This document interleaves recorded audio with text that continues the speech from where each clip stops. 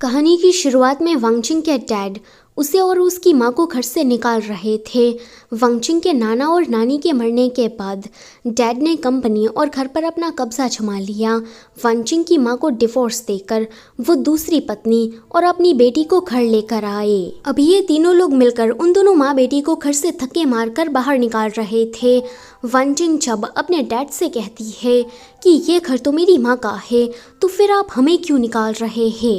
ये सुनकर तो डैड को गुस्सा आ जाता है कि इतनी छोटी होकर तुम्हारी इतनी हिम्मत कि तुमने मुझसे ज़बान लड़ाई। वो उसे चाटा लगाने जा रहे थे, लेकिन तभी ही दूसरी मिस्ट्रेस उसे रोक कर कहती है कि क्यों ना हम वांगचिंग को गांव भेज दे और उसकी माँ को पागल खाने। देखिए, हाल ही में ही हुआ फैमिली ने हमारे घर पर रिश्ता भेजा है, तो हम वांगचिंग को ऐसे ही नहीं जाने दे सकते। वो हमारे लिए किसी सोने की मुर्गी से कम नहीं। हम उसकी माँ के जरिए उसे अपने काबू में रखेंगे ताकि वो हुआ फैमिली के लड़के से शादी करने से मना ना कर पाए। फादर को उसका ये आइडिया काफी पसंद आता है एंड फिर वो ऐसा ही करते हैं। अभी इन माँ बेटी को अलग किया जा रहा था। वांगचिंग देखती है कि किस तरह से उसकी माँ को पागल खाने भेजा जा रहा है, जबकि वो पागल बिल्कुल नहीं है। वांगचिंग की माँ का वफादार बटलर उसे कहता है कि 10 सालों के बाद आपकी हुआ फैमिली के लड़के से शादी होगी, तब आप अपनी माँ को बचा लेना। इतना बोलकर वो उसे एक बुक देते हैं। वांगचिंग उसकी बातों को सुनकर ठान लेती है कि वो जरूर अपनी माँ को बचाएगी और इन लोगों से बदला भी लेगी। आगे वांगचिंग बड़ी हो गई थी। अभी वो पहाड़ पर चढ़कर कोई जड़ी बूटी ढूंढ रही थी कि ये बटलर आकर उससे कहते हैं कि तुम अभी तक यहाँ पर जड़ी बूटी ढूंढ रही हो, आज तुम्हारी शादी का दिन है। तभी ही वहाँ पर एक लड़की आकर कहती है कि डॉक्टर गु, आपको लेने के लिए शहर से बहुत बड़ी बड़ी गाड़ियाँ आई है। वो कहती है कि लगता है कि हुआ फैमिली ने ये भिजवाई होगी। जब वो वहाँ पर जाती कि हुआ फैमिली के लोग उसे कहते हैं कि मैडम आप कार में बैठ जाइए, शादी का समय निकलता जा रहा है।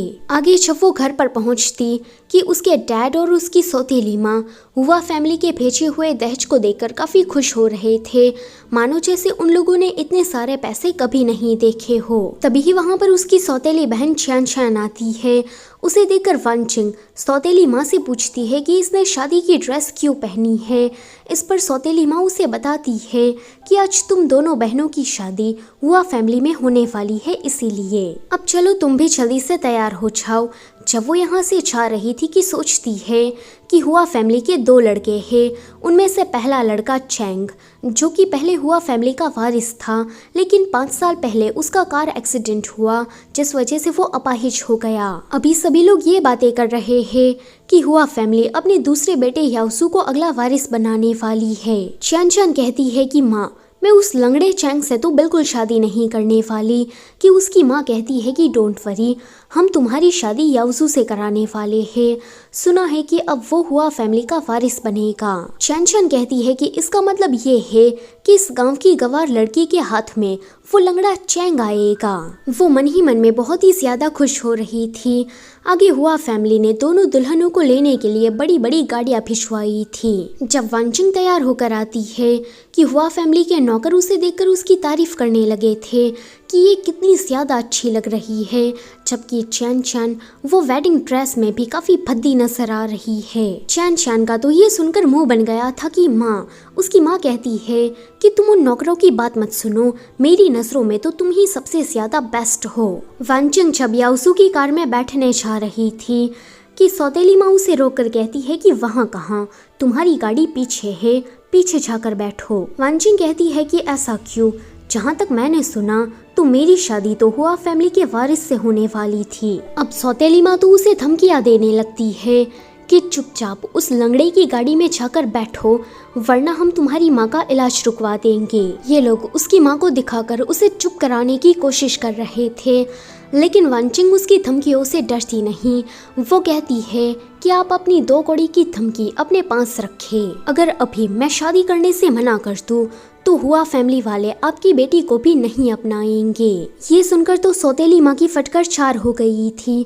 वो सोचती है कि अगर वंचिंग ने शादी करने से मना कर दिया तो वो लोग चैन चैन को भी नहीं रखेंगे एंड फिर हमें दहेज का सारा पैसा उन लोगों को वापस लौटाना पड़ेगा, जो कि वो बिल्कुल नहीं चाहती थी। इसलिए वो वंचिंग को 1 मिलियन का क्रेडिट कार्ड देते हुए कहती है कि इसे रखो, हम तुम्हारी माँ का इलाज नहीं रुकवाएंगे, बस तुम चैंग से शादी कर लो। वंचिंग यहाँ पर ऐसे प्रिटेंड करती है मानो जैसे वो इतने सारे पैसों को देखकर काफी खुश हो गई हो एंड शादी करने के लिए मान गई हो, लेकिन उसके मन में तो ये चल रहा था कि ये तो बस शुरुआत है, मैं धीरे धीरे करके इन सभी को बर्बाद कर दूंगी। आगे जब ये दोनों हुआ फैमिली के घर पर पहुंचती कि वहाँ चैन चैन को लेने के लिए उसका हस्बैंड याओसू आया था, जबकि वंचिंग को लेने के लिए चैंग का बटलर आता है। जब वो कार से बाहर निकलती कि याओसू तो वंचिंग को देखता रह जाता है कि ये कितनी ज्यादा ब्यूटीफुल है, तो चैन चैन ये सोच रही थी कि इसने किसी लंगड़े से शादी की एंड वो भी उसे यहाँ पर लेने के लिए नहीं आया। बेचारी वंचिंग, उसकी तो सबके सामने बेइज्जती हो गई। यह हुआ फैमिली का बड़ा बेटा चैंग, जो कि दूर से ये सब कुछ देख रहा था। वंचिंग जब अंदर जा रही थी कि याओसू उसे रोक कर कहता है कि तुम कहाँ घुसी चली जा रही हो, मैं हुआ फैमिली का वारिस हूँ, तो पहले मैं चाहूँगा, क्या तुम्हें इतने मामूली से नियमों के बारे में भी नहीं पता? ये सुनकर सभी लोग वंचिंग पर हंसने लगे थे। चैंग दूर से ये सब कुछ देख रहा था, लेकिन वो उसकी मदद करनी नहीं चाहता, क्योंकि वो देखना चाहता था कि वंचिंग इस सिचुएशन को कैसे हैंडल करती है। वंचिंग कहती है कि अब जबकि तुमने नियमों की बात कर दी है, तो मैं बड़े बेटी की दुल्हन हूँ और हुआ फैमिली के नियमों के मुताबिक बड़ी दुल्हन को ही पहले घर में प्रवेश करना चाहिए। और जहाँ तक तुम अपने आप को वारिस ठहरा रहे हो, तो 5 साल पहले मेरे पति चैंग का अगर कार एक्सीडेंट नहीं हुआ होता तो अभी तुम्हें कोई वारिस के लिए पूछता भी नहीं, इसलिए तुम खाली फोकट हवा में उछलना बंद कर दो।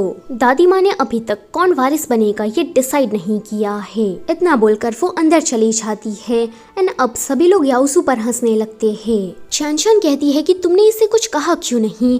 वो कहता है कि दादी माँ के सामने मैं अपना इम्प्रेशन बिगाड़ना नहीं चाहता था, वरना तो मैं इसकी ऐसी बेइज्जती करता कि जिंदगी भर याद रखती। आगे ये लोग दादी माँ का आशीर्वाद लेने के लिए गए थे, जहाँ पर वंचिंग सोचती है कि चैंग तुम तो अभी तक यहाँ पर नहीं आए। आगे वंचिंग को दादी माँ को चाय सर्व करनी थी, लेकिन याओसू की माँ ने चाय के प्याले को पहले से ही काफी गर्म करके रखा था, ताकि जब वंचिंग उसे टच करे तो वो चाय को दादी माँ के ऊपर गिरा दे और ये देखकर दादी माँ उसे नापसंद करने लगे। मगर यहाँ पर वंचिंग उसके इरादों को समझ गई थी, इसीलिए वो ट्रे को पकड़ती है, प्याले को नहीं। अब यहाँ पर दादी माँ उस प्याले को पकड़ने जा रही थी कि याओसू की माँ बीच में आ जाती है और चाय उसके ऊपर गिर जाती है। इसे कहते हैं कि खुद के खोदे हुए गड्ढे में खुद ही गिरना।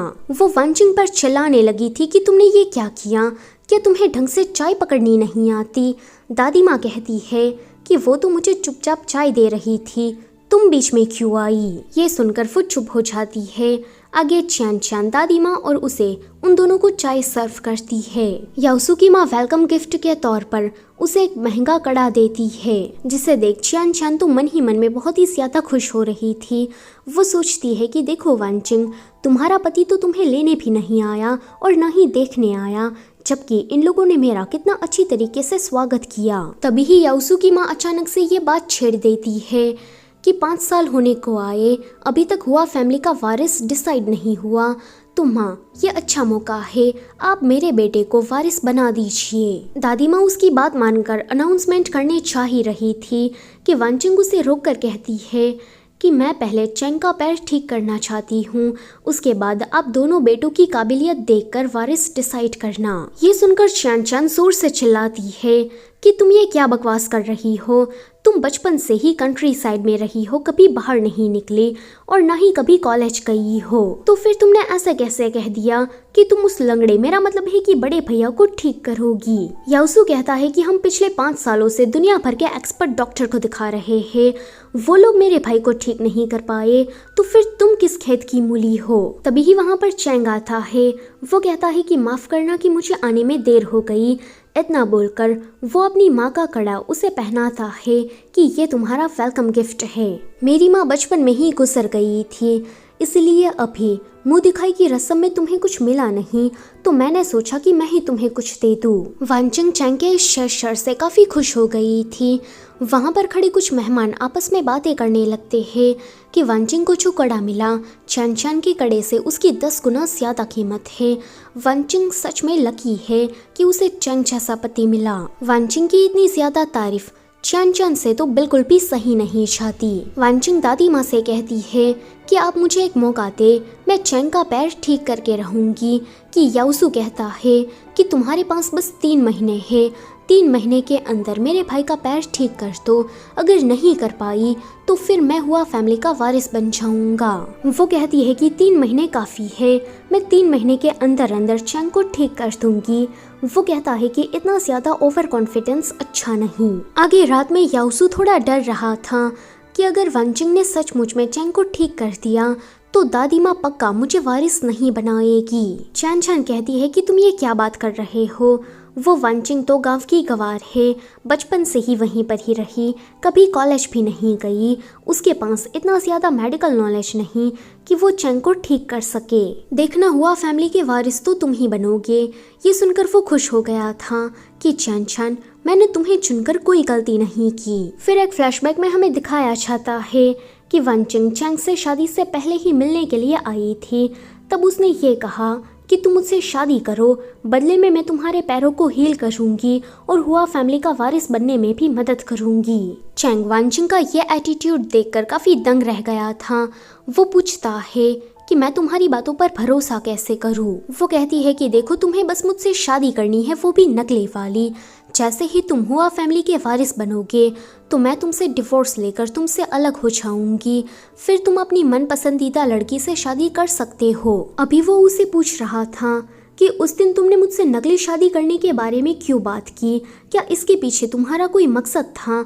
इस पर वो उसे कुछ भी नहीं बताती। लेकिन तभी ही उसका ध्यान वान वान के इस चैट पर जाता है, जिसे देखकर उसे याद आता है कि 5 साल पहले जब उसका कार एक्सीडेंट हुआ था तब इसी जेड वाली लड़की ने उसकी जान बचाई थी। अगर उस दिन वांचंग चैन की जान नहीं बचाती तो वो आज जिंदा नहीं होता। वो कहता है कि अच्छा तो 5 साल पहले इसने मुझे बचाया था। वो उसे पूछता है कि क्या तुमने पहले कभी किसी मरते हुए आदमी को बचाया था। वो कहती है कि मैं एक डॉक्टर हूँ, ये मेरा काम है, मैंने काफ़ी लोगों को मरते हुए बचाया है। ये सुनकर वो समझ गया था कि इसे वो वाली बात याद नहीं। अभी वो उसे एक ही टस घूरे जा रहा था कि वो पूछती है कि क्या मेरे चेहरे पर कुछ लगा है।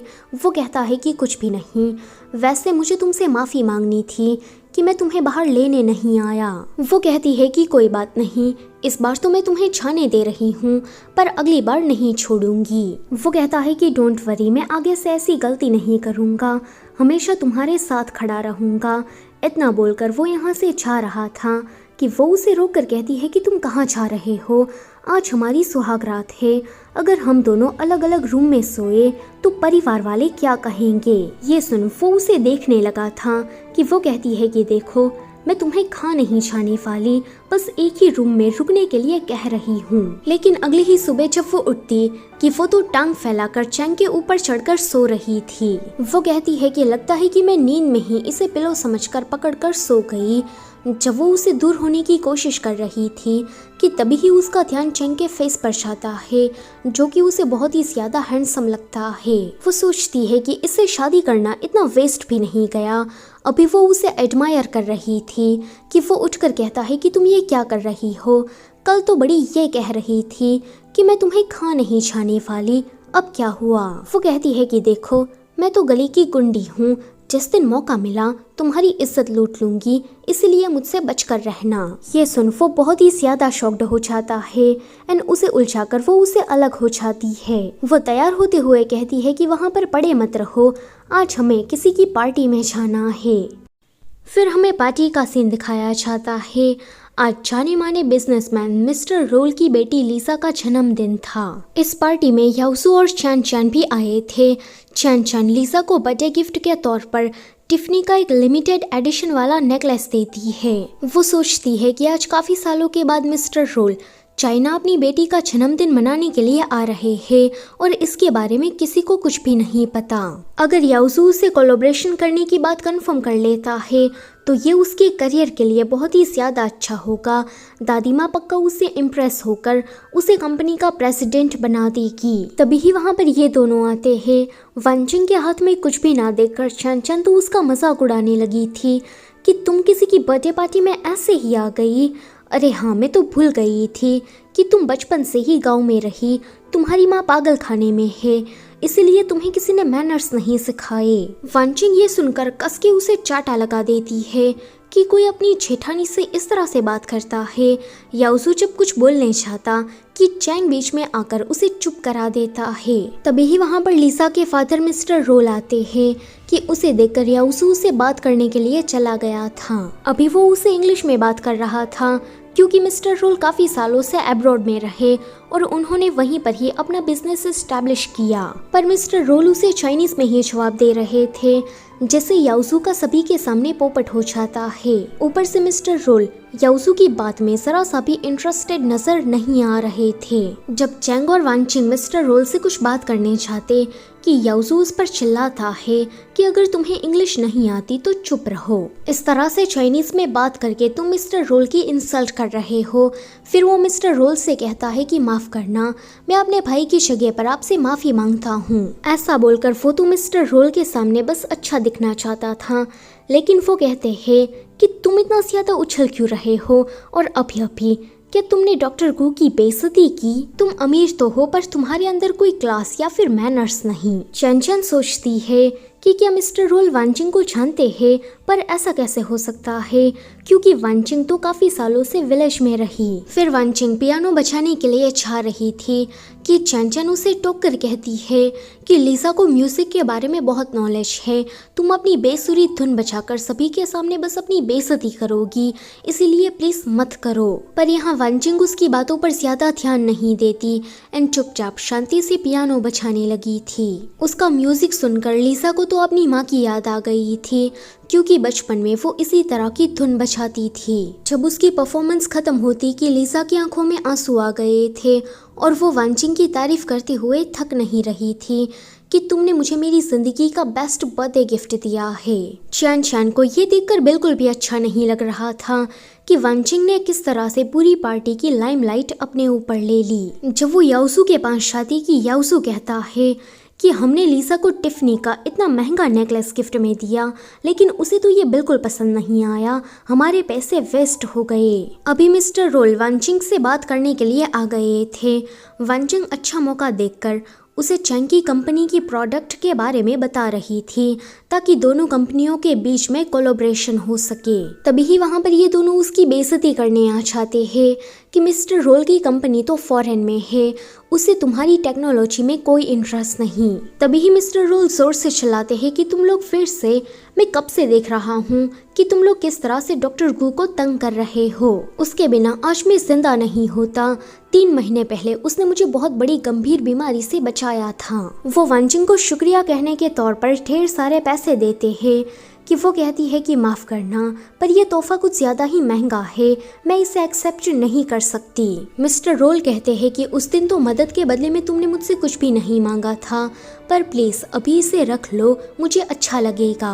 वो कहती है कि अगर ऐसा ही है तो आप मेरे हस्बैंड की एक बार ऑफ़र को देख लीजिए, अगर वो आपको पसंद आई तो ही फिर हम कोलैबोरेशन की बात करेंगे। मिस्टर रोल उसे हाँ कहने ही वाले थे कि ये देखकर याओजू जोर से चिल्लाता है कि आप इसके ऑफर को एक्सेप्ट नहीं कर सकते, ये लंगड़ा है और इसे कंपनी चलाना अच्छे से नहीं आता, ये आपके पैसे डुबा देगा। मिस्टर रोल कहते हैं कि बस बहुत हुआ, तुम लोग मेरी पार्टी में आकर तमाशा खड़ा कर रहे हो, गार्ड्स इसे बाहर निकाल दो। चैन चैन कहती है कि याओजू अब क्या होगा, उस वांचिंग ने कितनी चालाकी से मिस्टर रोल को अपनी बातों में फंसा लिया। याओजू कहता है कि मैं चाहता हूँ कि मिस्टर रोल मेरे साथ काम करे। इतना बोलकर वो किसी को कॉल करता है। यहाँ पर वो चैंग का आइडिया चुराने की बात कर रहा था कि वो मिस्टर रोल को जो ऑफर दिखाने वाला है उसकी सारी डिटेल्स मुझे चाहिए। आगे घर वापस आने के बाद वांचिंग बटलर को दवाइयों का इंस्ट्रक्शन दे रही थी कि उनको चैंग को कौन सी दवाई किस तरह से खिलानी है। बटलर के वहाँ से जाने के बाद वो एक्यूपंक्चर की मदद से चैंग का पैर ठीक करने लगी थी। वो कहती है कि मुझे नहीं लगता कि 5 साल पहले तुम्हारा मात्र बस एक कार एक्सीडेंट हुआ होगा। 5 साल पहले तुम हुआ फैमिली के वारिस थे, तो किसी ने तुम्हें जान से मारने की कोशिश की होगी। चैंग कहता है कि मुझे भी यही लगता है और मेरा तो कुछ लोगों पर शक भी है। वो कहती है कि ट्रीटमेंट पूरी हुई, अब चलो खड़े होने की कोशिश करो। वो जैसे ही खड़े होने की कोशिश करता तो उसे ये हो जाता है एंड वो धीरे धीरे करके चलने भी लगा था, पर तभी ही बैलेंस लूज होने की वजह से दोनों ही बेड पर आकर गिरते हैं। वांचिंग को अपने इतने ज्यादा क्लोज देखकर वो कहता है कि तुमने कहा था ना कि तुम गले की गुंडी हो, मौका देखकर ही झपटा मारोगी, तो चलो मैं तुम्हें परमिशन देता हूँ, तुम जो चाहे मेरे साथ कर सकती हो। ये सुनकर वो उसे किस करने चाह ही रही थी कि वहाँ पर असिस्टेंट आ जाता है। वो कहता है कि माफ करना, मैंने कुछ भी नहीं देखा। वो यहाँ से जा रहा था पर चैंग उसे रोककर कहता है कि अब आ ही गए हो तो बताओ क्या काम है। असिस्टेंट यहाँ पर मिस्टर रोल को जो प्रेजेंटेशन दिखाने वाले थे उसके बारे में जानने आया था कि ये ठीक है या फिर हमें इसमें और सुधार करने हैं। चैंग जब इसे कंफर्म करता कि असिस्टेंट बाहर जाकर याओसू से कहता है कि मुझे उस ऑफर के बारे में पता लग गया है और मैं उसकी फाइल अभी ही आपको सेंड करता हूँ। फिर कुछ दिनों के बाद मिस्टर रोल इनकी कंपनी में आए थे कि वहाँ पर ये भी टपक जाता है। वो मिस्टर रोल से कहता है कि मैं भी आपको एक ऑफर दिखाना चाहता हूँ, अगर वो आपको पसंद आई तो फिर आप मेरे साथ काम करना। जब वो अपना प्रेजेंटेशन दिखाता कि मिस्टर रोल को उसका ये प्रोजेक्ट बहुत ही ज्यादा अच्छा लगता है, लेकिन ये दोनों उसे देखकर काफी शॉक्ड हो गए थे क्योंकि ये तो इनका आइडिया था। अभी चैंग का असिस्टेंट उसके आसपास नहीं था, वो कहीं भाग गया था, जिसे देख वो समझ जाता है कि असिस्टेंट ने ही उसे धोखा दिया है। मिस्टर रोल चैंग से कहते हैं कि अब तुम्हारे प्रोजेक्ट को देखने की बारी आई कि वांचिंग कहती है कि माफ करना पर हमारा प्रोजेक्ट किसी ने चुरा लिया। ये सुन वो थोड़ा भड़क जाते हैं कि तुम लोग काम करने के दौरान ऐसी लापरवाही कैसे कर सकते हो। डॉक्टर को तुमने मेरी मदद की थी पर इसका मतलब ये नहीं कि काम के दौरान भी मैं तुम्हारे इस तरह के टेंट्रम्स को झेलूंगा। मिस्टर रोल को थोड़ा गुस्से में देखकर चैन चैन और याओसू भी उसे सुनाने लगे थे कि वो कितने प्रोफेशनल है, तुम ये बात जानते हो फिर भी तुमने ऐसी गलती कर दी। ये सुन वांचिंग को गुस्सा आ गया था कि एक तो इन लोगों ने हमारा प्रोजेक्ट चुराया और अभी मिस्टर रोल के सामने हमारी बेइज्जती कर रहे हैं। वो जल्दी से खड़ी होकर दिखा देती है कि यही हमारा प्रोजेक्ट है, याओसू ने चैंग का प्रोजेक्ट चुराया है। इतने सारे वाटरमार्क को देखकर ये साबित हो गया था कि ये आइडिया चैंग का ही है और याओसू ने उसे चुराया है। याओसू अपनी सफाई में कहता है कि देखिए मिस्टर रोल, ये आइडिया मेरा है, चैंग मुझे फंसाने की कोशिश कर रहा है। पर अब तो मिस्टर रोल उसकी एक भी बात नहीं सुनते। वो कहते हैं कि तुम किस तरह के घटिया आदमी हो, एक तो चोरी करते हो और चोरी का इल्जाम उल्टा ओनर पर लगाते हो। सच में मैंने तुम जैसा साहिल आदमी कभी नहीं देखा। गार्ड्स, इसे यहाँ से निकाल दो, मुझे इसकी शक्ल नहीं देखनी। याओसू के वहाँ से जाने के बाद चैंग मिस्टर रोल के साथ डील फाइनल कर लेता है। बाहर असिस्टेंट अपने काम के पैसे मांग रहा था कि याओसू से चाटा लगाकर कहता है कि आखिर में तू किस बात के पैसे मांग रहा है, तूने मुझे ढंग से इन्फॉर्मेशन नहीं दी, तू किसी भी काम का नहीं, भिखमंगा कहीं का। याओसू के मुंह से अपनी इतनी ज्यादा बेइज्जती सुनकर असिस्टेंट को अकल आ गई थी एंड जैसे ही वहां पर चैंग बाहर निकलता कि वो तुरंत अपनी गलती की माफी उसे मांगता है। यहाँ पर चैंग उसे दूसरा मौका देने के लिए मान गया था क्योंकि उसे असिस्टेंट की नजरों में सचमुच में शर्मिंदगी दिखाई दे रही थी। अगले सीन में पूरी हुआ फैमिली की पंचायत बैठी थी जहां पर दादी माँ याओसू को डांटते हुए कहती है कि तुम मिस्टर रोल के सामने इतनी गंदी हरकत कैसे कर सकते हो, तुमने सचमुच में हुआ फैमिली का नाम मिट्टी में मिला दिया। तुम्हारी इस हरकत की वजह से मैं तुम्हें 1 महीने तक सस्पेंड करती हूँ। 1 महीने तक तुम कंपनी का कोई भी काम नहीं करोगे। जब याओसू की माँ अपने बेटे की तरफ से कुछ बोलने चाहती कि दादी माँ उसे भी चुप करा देती है कि तुम तो कुछ ना ही बोलो तो ही अच्छा है। अपने बेटे की इतनी तरफदारी करने से अच्छा उसे थोड़े संस्कार ही सिखा देती। दादी माँ की डांट सुनकर याओसू की माँ कहती है कि जब से ये चैन चैन हमारे घर में आई है तब से मेरे बेटे की जिंदगी में 7.5 लग गई है। इसी की ही वजह से सब कुछ बिगड़ रहा है, यही लड़की पनौती है। दादी माँ चैंग की तारीफ करते हुए कहती है कि तुमने अच्छा किया, अब हुआ ग्रुप फॉरेन की कंपनी से जुड़ गया है, तो ये हमारे लिए फ्यूचर में काफी फायदेमंद होगा। फिर वो वांचिंग से पूछती है कि इसका पैर कैसा है। वो कहती है कि दादी माँ, मैं इसका इलाज कर रही हूँ, थोड़े दिनों के बाद ये ठीक हो जाएगा। याओसू सोचता है कि जब से वांचिंग चैन की जिंदगी में आई तब से ही वो ग्रो करने लगा है, जबकि मैं चैन चैन से शादी करने के बाद काफी नीचे चला गया हूँ। मुझे चैन चैन को छोड़कर वांचिंग से शादी करनी चाहिए थी। आगे रात में अकेले बैठकर वो ड्रिंक कर रहा था कि तभी ही वहाँ पर चैन चैन उसे सेड्यूस करने आती है, लेकिन वो उसे दूर धक्का मार कर कहता है कि तुम मुझसे दूर रहो, तुम किसी भी काम की नहीं, तुम्हें अपनी बहन से कुछ सीखना चाहिए। वांचिंग सचमुच में काफी टैलेंटेड है, तुम उसे हमेशा ही गवार गवार कहती हो, पर असल में तो तुम गवार हो। इतना बोलकर वो वहाँ से चला गया था कि चैन चैन गुस्से में ही अपनी माँ को कॉल करती है कि इस वांचिंग को तो सबक सिखाना पड़ेगा। अगले दिन बटलर चैन के पास से वांचिंग की डिटेल्स लेकर आया था, जिसे पढ़कर उसे पता लग जाता है कि वांचिंग के डैड ने बचपन में ही दूसरी शादी कर ली और वांचिंग और उसकी माँ को घर से बाहर निकाल दिया, जहाँ वांचिंग 10 सालों तक गांव में रही और उसकी माँ पागल खाने में। बटलर कहता है कि मुझे तो ये लगता है कि मैडम ने आपसे शादी इसीलिए की ताकि वो अपनी फैमिली से बदला ले सके। चैंग अभी इसी फोटो को देखे जा रहा था जहाँ पर वांचिंग ने 5 साल पहले उसकी जान बचाई थी। चैंग कहता है कि अगर वांचिंग ये चाहती है तो फिर इस काम में मैं उसका साथ दूंगा। फिर कुछ दिनों के बाद ये सारे लोग किसी ऑक्शन में गए थे। जैसे ही ऑक्शन की शुरुआत होती तो वहाँ पर बेचने के लिए जो पहली चीज रखी जाती वो तो वांचिंग की माँ का हार था।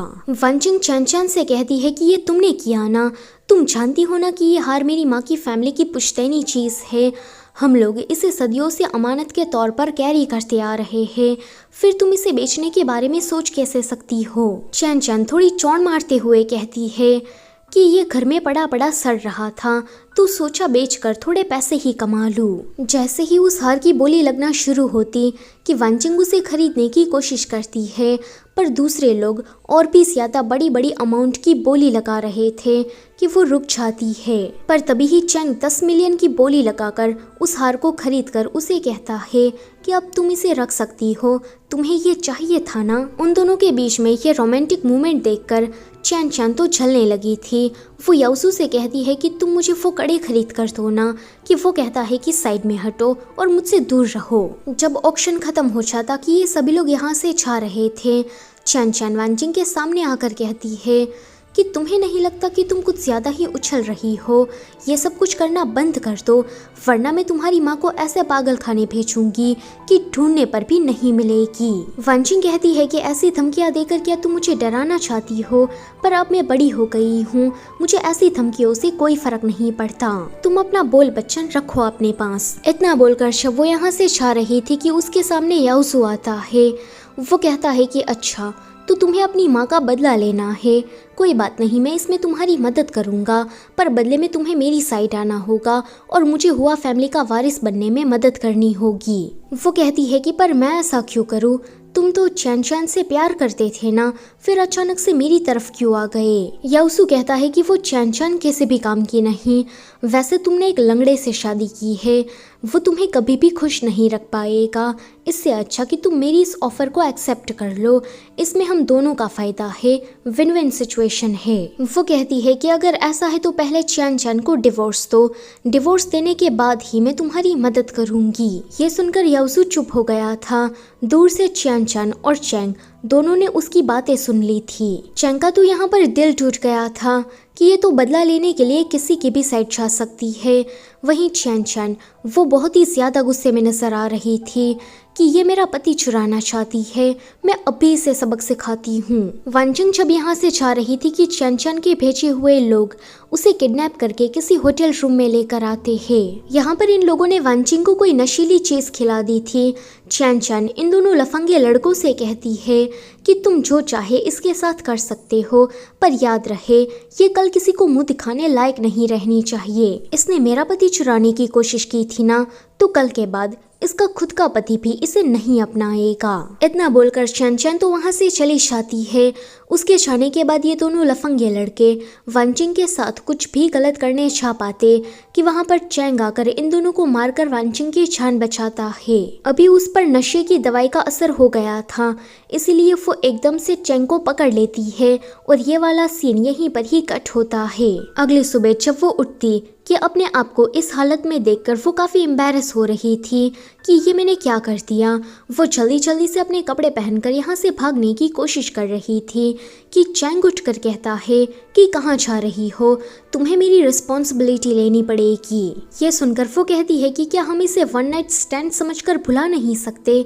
वो कहता है कि नहीं, मैं तो नहीं भुला सकता। तभी ही वहाँ पर चैन चैन याओजू और कुछ रिपोर्टर्स को लेकर आ जाती है कि जरा देखो वांचिंग किस तरह से जंगली भेड़ियों के साथ सो रही है। हमारे बड़े भैया अपाहिज है तो वो इसे खुश नहीं रख पा रहे, इसीलिए ये यहाँ पर आकर रंगरलिया मना रही है। पर जैसे ही वो पीछे मुड़कर देखती कि वांचिंग के साथ तो चैंग था, इसे देखकर वो काफी ज्यादा शॉक्ड हो जाती है कि ये कैसे हो गया। चैंग कहता है कि आखिर में तुमने जंगली भेड़िया किसे कहा, मैं तुम्हें किस एंगल से जंगली भेड़िया लगता हूँ। तभी ही वहाँ पर बटलर उन दोनों लफंगे लड़कों को लेकर आ जाते हैं, जो कि आते ही सीधा चैन चैन का नाम लेते हैं कि इसने हमें वांचिंग को बदनाम करने के लिए पैसे दिए थे। अपना नाम सामने आता देखकर चैन चैन दूध का धुला बनने का नाटक करती है कि मैं तो इन दोनों को जानती तक नहीं, ये दोनों झूठ बोल रहे हैं, मुझे फंसाने की कोशिश कर रहे हैं। तभी ही याओजू उसे चाटा लगा देता है कि आखिर में तुम कितना झूठ बोलोगी।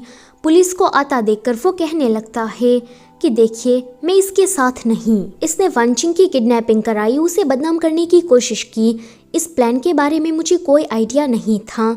इतनी कैरेक्टरलेस लड़की से आखिर में मैंने शादी कैसे कर ली। वो चैन चैन से कहता है कि अब हमारा डिवोर्स होता है, अब मुझे तुम नहीं चाहिए। याओजू के छोड़े जाने के बाद चैन चैन अपना सारा गुस्सा वांचिंग पर निकालने जा रही थी कि कमीनी, तेरी वजह से आज मेरी ऐसी हालत हुई। वो वांचिंग के बाल पकड़कर उसे मारने जा रही थी कि तभी ही पुलिस उसे पकड़कर ले जाती है। थोड़ी देर के बाद वांचिंग भागकर किसी हॉस्पिटल में आती है एंड इन लोगों से पूछती है कि आप लोगों ने मेरी माँ का ट्रांसफर क्यों कराया। फादर कहते हैं कि मेरे पास पैसे हैं इसीलिए, अब चलो चुपचाप चैन चैन को जेल से रिहा कराओ, वरना हम तुम्हारी माँ को ऐसी जगह भेज देंगे कि वो तुम्हें ढूंढने पर भी नहीं मिलेगी। वांचिंग कहती है कि मैं ऐसा क्यों करूँ, आपकी बेटी ने ही गलत किया था तो अब वो सजा भुगत रही है। ये सुनकर चैन चैन की माँ को तो गुस्सा आ गया था। वो वांचिंग को जैसे ही चाटा मारने चाहती कि वांचिंग ही ये काम पहले कर देती है। माँ कहती है कि जरा देखिए इसने मुझे चाटा मारा। वो कहती है कि पहले ये मुझे मारने आ रही थी, वैसे बचपन में तो मैंने सब कुछ चुपचाप सह लिया था, पर अब नहीं सहूंगी। इतना शोर शराबा होते देखकर वहाँ पर डॉक्टर्स आ गए थे। चैन चैन की माँ उसे 5 मिलियन का क्रेडिट कार्ड देते हुए कहती है कि ये औरत पागल नहीं है, पर आपको इसे पागल बनाना है, आप इसके साथ जो चाहे एक्सपेरिमेंट कर सकते हैं। वांचिंग कहती है कि नहीं, आप मेरी माँ के साथ ऐसा नहीं करवा सकती।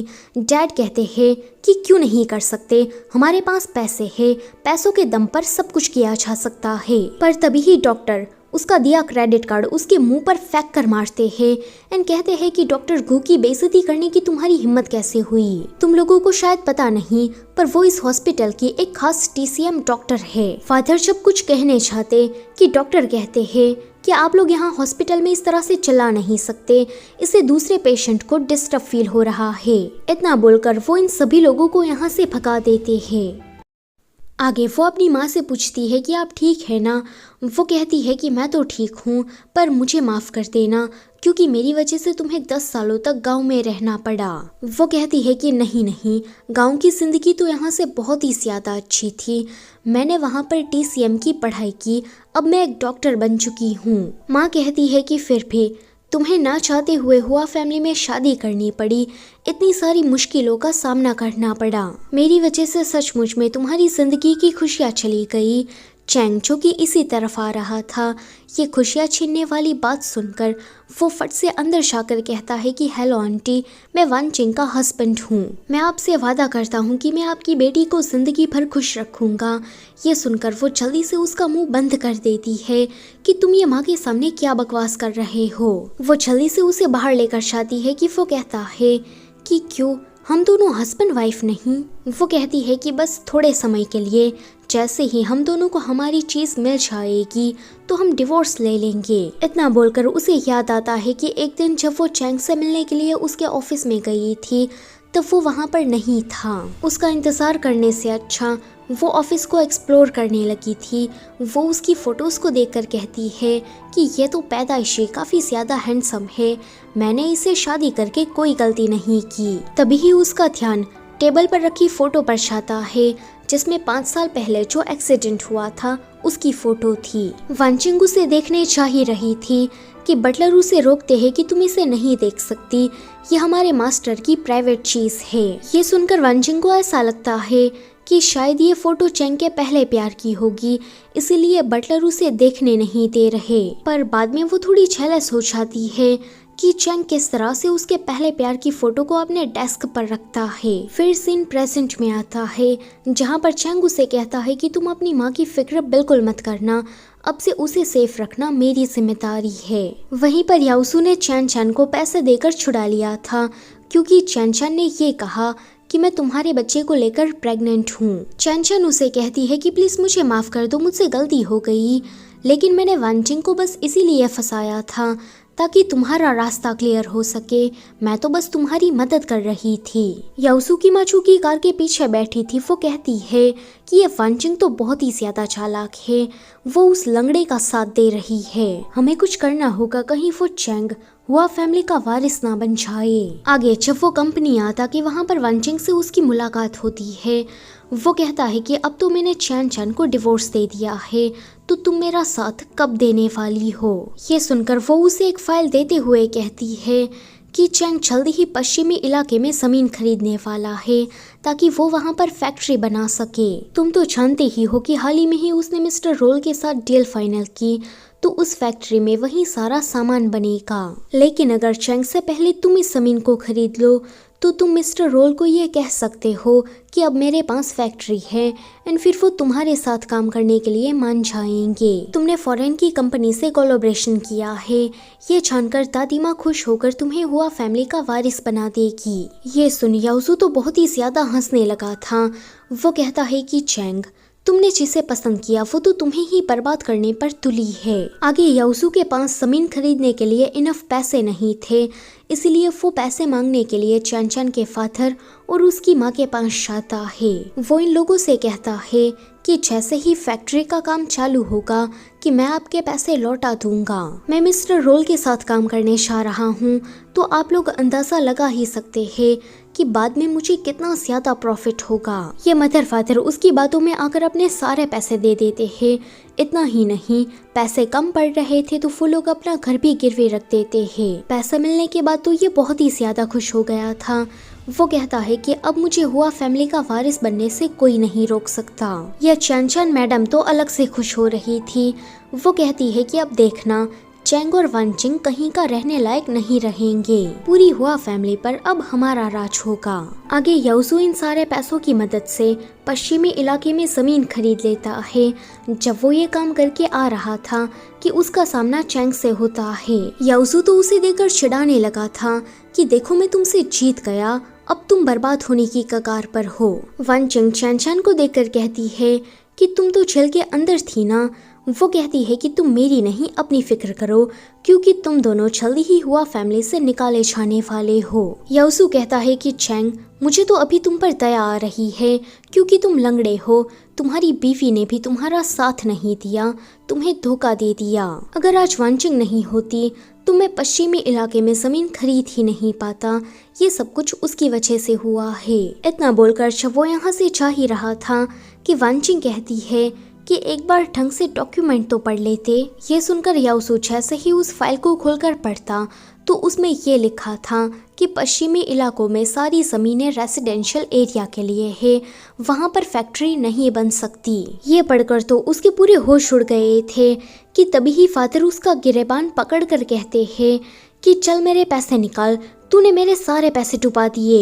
इन सभी के बीच में झगड़ा हो ही रहा था कि तभी ही बटलर चैंग के पास आकर कहते हैं कि मास्टर कॉन्ग्रेचुलेशन, हमें ईस्ट के इलाकों में ज़मीन मिल गई है, वो भी काफ़ी सस्ते दाम में। अब आप यहाँ पर फैक्ट्री बना सकते हैं। याओसू कहता है कि इसका मतलब ये है कि वांचिंग, तुमने मुझे धोखा दिया, तुमने मुझे जानबूझकर गलत इन्फॉर्मेशन दी। अभी फादर जो कि पूरा बौखला गए थे, वो याओसू से बस अपने पैसे मांगे जा रहे थे कि तभी ही इसी धक्का मुक्की में चैन चैन गिर जाती है और उसका मिसकैरेज हो जाता है। फिर हमें कुछ दिनों के बाद का सीन दिखाया जाता है जहाँ पर जब वो अपनी माँ से मिलने के लिए हॉस्पिटल आती कि यहाँ पर चैंग पहले से ही आया हुआ था। वो पूछती है कि तुम यहाँ मेरी माँ के साथ क्या कर रहे हो। अब वो कुछ बोलने चाहता, उससे पहले ही माँ कहती है कि देखो तुम इसे ज़्यादा डांटो मत, ये तो मुझसे मिलने आता रहता है, इसकी वजह से अब मुझे ज़्यादा बोरिंग फील नहीं होता। देखो आज तो वो मेरे लिए कितने सारे महंगे गिफ्ट भी लेकर आया। ये सुनकर वो अपने हाथ में रखा खाना देखती है। चैंग उस डब्बे को लेकर कहता है कि मेरे लाए गिफ्ट इतने ज़्यादा कीमती नहीं जितना आपकी बेटी के हाथों से बना खाना। इतना बोलकर वो उस खाने को माँ को खिलाने लगा था।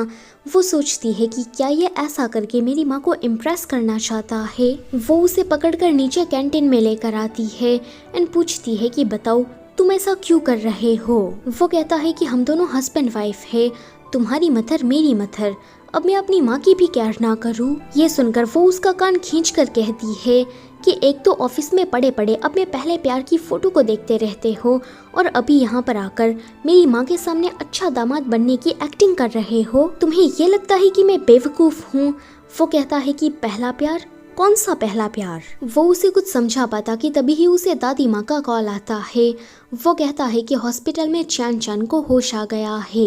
वांचिंग ये सुनकर जल्दी से हॉस्पिटल जाने के लिए भागती है। वो कहता है कि मेरे लिए रुको, पर जब वो नहीं रुकती कि वो खुद ही खड़ा होकर जाने लगा था। यहाँ हॉस्पिटल में याओसू की माँ कह रही थी कि देखिए ना, चैन चैन का मिसकैरेज हो गया और मेरा बेटा इतने बड़े कर्जे में डूब गया। वो थोड़ा नादान और भोला भाला था कि उसने गलत लोगों पर भरोसा किया। दादी माँ अब आप ही हमारी मदद कर सकती है। दादी माँ उसे डांट कर कहती है कि ज़मीन खरीदने से पहले एक बार अच्छे से डॉक्यूमेंट पढ़ नहीं सकते थे, बेवकूफ़ कहीं के। अभी कर्जा मांगने वाले पीछे पड़े हैं तो तुम्हें अचानक से दादी माँ की याद आ गई। फिर वो चैंग से कहती है कि अब तुम ही इसका कर्जा भरना। मैं जानती हूँ कि अमाउंट बहुत ही ज़्यादा बड़ी है, पर अगर तुम ये करोगे तो बदले में मैं तुम्हें हुआ फैमिली का वारिस बनाऊंगी। ये सुनकर चैन चैन और याओसू की माँ दोनों ही चिल्लाने लगी थी कि दादी माँ आप ऐसा नहीं कर सकती, चैंग लंगड़ा है और एक लंगड़ा आदमी कभी भी कंपनी का प्रेसिडेंट नहीं बन सकता। वांचिंग कहती है कि इसका इलाज अभी चालू है, ये ठीक से खड़ा हो पा रहा है, जल्दी ही चलने फिरने लगेगा। दादी माँ याओसू की माँ से कहती है कि तुमने सुना ना, अब मेरा फैसला कोई नहीं बदल सकता, मैं चैंग को ही हुआ फैमिली का वारिस बनाऊंगी। उन सभी के जाने के बाद याओसू की माँ कहती है कि इस दादी माँ को मेरे बेटे की मेहनत आखिर में दिखाई क्यों नहीं दे रही। अब सबको मरना पड़ेगा, अगर उनमें से कोई भी जिंदा नहीं बचेगा तो सब कुछ अपने आप ही मेरे बेटे का हो जाएगा। इतना बोलकर वो अपना प्लान इन दोनों को सुनाती है, यानी कि याओसू की माँ तो सभी की फील्डिंग सेट करने में लगी थी। फिर कुछ दिनों के बाद दादी माँ का जन्मदिन आता है तो यहाँ पर चैन चैन और याओसू दोनों मिलकर उसे कोई मिठाई खिलाते हैं। उसके बाद वांचिंग और चैंग आए थे जो कि उसे कोई स्पेशल वाइन पिलाते हैं, लेकिन उस वाइन को पीने के बाद दादी माँ बेहोश हो गई थी। याओसू की माँ जोर से चिल्लाती है कि दादी माँ के साथ तुमने ये क्या कर दिया। आज वो अपने जन्मदिन पर हुआ फैमिली के वारिस का नाम अनाउंस करने वाली थी, इसीलिए चैंग तुमने उसे जहर देकर मार दिया क्योंकि वो मेरे बेटे का नाम लेने वाली थी। चैंग जानता था कि उसके लंगड़े होने पर दादी माँ कभी भी उसे वारिस के तौर पर नहीं चुनेगी। चैंग तुम पावर की आड़ में इस हद तक गिर जाओगे कि तुमने किसी की जान ले ली। वांचिंग जो कि दादी माँ के बेहोश होते ही उसका चेकअप करने लगी थी, उसे यहाँ पर पता लग जाता है कि मिठाई और वाइन साथ में पीने से उसे एलर्जिक रिएक्शन हुआ है और ये इतना ज्यादा डेंजरस है कि इसकी वजह से दादी माँ की जान भी जा सकती है। वो जल्दी से दादी माँ को खड़ा करके उसकी पीठ पर मारने लगी थी ताकि वो उल्टी कर दे। आगे दादी माँ को होश आ गया था। वो पूछती है कि अभी अभी मुझे क्या हुआ था। वांचिंग उसे उसके एलर्जिक रिएक्शन के बारे में बता रही थी कि तभी ही याओसू की माँ अपने आप को बचाने के लिए सीधा चैन चैन को चाटा लगा देती है कि आज तेरी वजह से दादी माँ की जान चली जाती। फिर वो दादी माँ से कहती है कि माफ करना, ये थोड़ी सी लापरवाह है, इसे पता नहीं था कि आपको पीनट और वाइन से एलर्जी है। दादी माँ फिलहाल इस बात को जाने देती है कि इतनी अच्छी पार्टी चल रही है तो मुझे ज्यादा बात का पतंगड़ नहीं बनाना। फिर वो सभी के सामने अनाउंस करती है कि अब से हुआ फैमिली का वारिस चैंग है। आगे पार्टी खत्म हो जाने के बाद ये लोग घर जा रहे थे। वानजिंग जैसे ही कार लेने के लिए यहाँ से थोड़ा दूर जाती कि चैंग को अकेला देखकर याओजू उसके ऊपर गाड़ी चढ़ाने वाला था, लेकिन मौका देकर वो व्हील चेयर से कूद जाता है। वो जल्दी जल्दी से अपने फोन में रिकॉर्डिंग ऑन कर लेता है। याओजू एक स्टिक लेकर उसके पास आते हुए कह रहा था कि 5 साल पहले मैंने तुझे लंगड़ा किया था, इस बार सीधा ऊपर पहुंचा दूंगा। ये सुनकर चैंग कहता है कि इसका मतलब ये है कि 5 साल पहले तुमने मेरा एक्सीडेंट कराया था। वो कहता है कि तुम सही समझे, उस वक्त मैं तो तुम्हें मारना चाहता था, पर पता नहीं तुम जिंदा कैसे बच गए, लेकिन इस बार नहीं बचोगे। इतना बोलकर वो जैसे ही उसे मारने आता कि चैंग उठकर उसकी अच्छी खासी धुलाई कर देता है। तभी ही वहाँ पर वानजिंग इन सभी लोगों को लेकर आ जाती है। दादी माँ ने ये सब कुछ देख लिया था, पर फिर भी याओजू की माँ कहती है कि दादी माँ जरा देखिए, इसने मेरे बेटे को किस तरह से मारा है। दादी माँ कहती है कि हाँ मैं सब कुछ अच्छे से देख पा रही हूँ कि यहाँ पर क्या हो रहा है। तुम्हें क्या लगता है कि मैं अंधी हूँ, बेवकूफ़ हूँ, मुझे कुछ समझ में नहीं आता। पार्टी में ही तुम लोगों ने मेरी जान लेने की कोशिश की, पर मैंने इस बात को जाने दिया। अभी तुम लोग चैंग के पीछे पड़े हो। मुझे लगता है कि मैंने चैंग को हुआ फैमिली का वारिस बनाकर कोई गलती नहीं की। तुम जैसे जहरीले सांप मेरी फैमिली में रहने के लायक नहीं। ये सुनकर तो याओजू की माँ का असली रूप बाहर निकल जाता है कि हाँ मैंने ही तुम्हें मारने की कोशिश की, तो क्या मेरा बेटा कितने सालों से मेहनत कर रहा है, तुम्हें वो कभी नहीं दिखाई दिया। अब चलो चुपचाप सब कुछ मेरे बेटे के नाम करो, वरना चैंग के पेरेंट्स को जिस तरह से मारा था मैं तुम सबका हाल वैसे ही करूंगी। दादी माँ कहती है कि इसका मतलब ये है कि तुमने मेरी बहू और बेटे को मारा था। वो कहती है कि हाँ सही समझे, मैंने उन दोनों को मारा था, और अभी भी अगर तुमने मेरी बात नहीं मानी तो मैं तुम सबको भी मार सकती हूँ। ये सुनकर दादी माँ को तो दिल का दौरा पड़ जाता है, लेकिन जाते जाते वो चैंग से कहती है कि अब मैं सब कुछ तुम्हारे हवाले छोड़ रही हूँ, तुम इन कमीनों को उनकी किए की सजा दिलाना। चैन चैन कहती है कि अब क्या होगा, क्या हमें सचमुच में जायदाद में कुछ भी नहीं मिलेगा। याओजू से जोर से चाटा लगाकर कहता है कि तुम्हें तो बस पैसों की पड़ी है, तुम मेरे साथ बस पैसों की ही वजह से थी ना। पता नहीं मैंने तुम जैसी लड़की से आखिर में शादी ही क्यों की, जाहिल कवार कहीं की। इतना बोलकर वो यहाँ से जा रहा था कि वानजिंग कहती है कि रुको, तुम कहाँ पर जा रहे हो। तभी ही वहाँ पर पुलिस इन लोगों को पकड़ने के लिए आ गई थी। ये देखकर चैन चैन वानजिंग को बद्दुआ देती है कि तुमने मेरी जिंदगी खराब की है, तुम्हारी वजह से मेरा पति मुझसे प्यार नहीं करता, देखना एक दिन तुम्हारी भी हालत मेरी ही तरह होगी। वानजिंग को ये सुनकर थोड़ा सा बुरा लग गया था कि चैंग कहता है कि वानजिंग की हालत तुम्हारी तरह नहीं होगी, क्योंकि वो एक स्मार्ट और काइंड लड़की है। उसने बचपन से ही TCM की पढ़ाई की और अपने बलबूते पर डॉक्टर बनी। वो तुम्हारी तरह दूसरों के पैसों पर पलने वालों में से नहीं है। तुम बहुत ही ज्यादा लालची हो, इसीलिए तुम्हारा हाल ऐसा हुआ। जहाँ तक प्यार की बात है तो वानजिंग की जिंदगी में प्यार की भी कोई कमी नहीं, क्योंकि मैं उससे बहुत ही ज्यादा प्यार करता हूँ। वानजिंग बहुत ही ज्यादा शॉक्ड हो गई थी कि क्या ये मुझसे प्यार करता है। सभी के वहाँ से जाने के बाद चैंग जब उसे कुछ बात करने चाहता कि वो बिना बोले ही वहाँ से चली जाती है। अगले सीन में फाथर गहने और कुछ पैसे लेकर घर से भाग रहे थे कि सौतेली माँ उसे रोकने की कोशिश करती है कि तुम कहाँ जा रहे हो, ये सब कुछ मेरा है, तुम इसे नहीं ले जा सकते। पर फाथर लात मारकर जैसे ही बाहर निकलने की कोशिश करते कि ये सभी लोग यहाँ पर आ जाते हैं। वानजिंग ने ये घर खरीद लिया था जो कि पहले उसकी माँ का ही था। यहाँ पर डैड का तो एकदम से रवैया चेंज हो जाता है।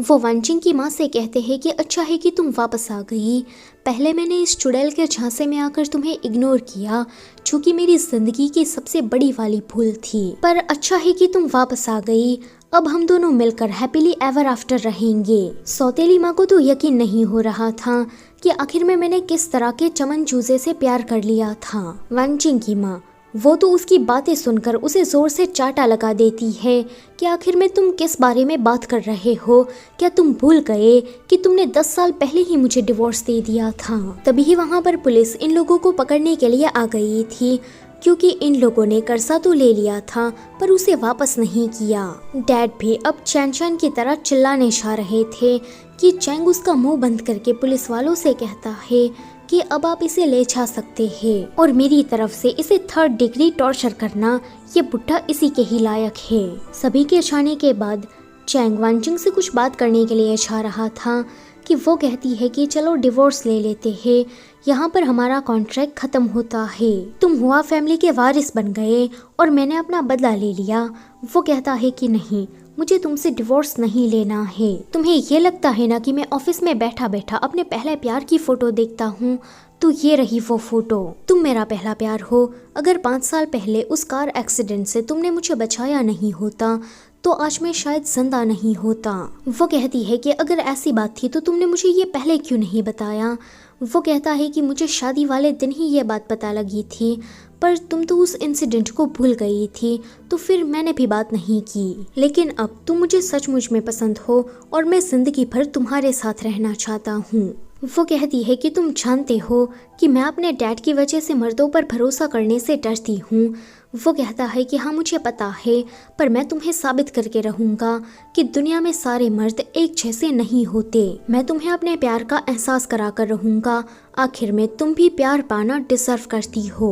यहाँ पर वांचिंग उसे एक चांस देने के लिए मान जाती है। आगे हमें कुछ दिनों के बाद का सीन दिखाया जाता है, जहाँ पर वांचिंग ने यहाँ पर अपना एक खुद का हॉस्पिटल खोल लिया था और आज उसकी ओपनिंग सेरेमनी थी। अभी वो इन सारे रिपोर्टर से बात कर ही रही थी कि तभी ही वहाँ पर चैंग फ्लावर लेकर आ जाता है। एंड बस फिर इसी के साथ ये कहानी यहीं पर ही खत्म होती है। वीडियो पसंद आई है तो उसे लाइक करना और चैनल पर नए हो तो उसे सब्सक्राइब करते जाना। Thank you for watching.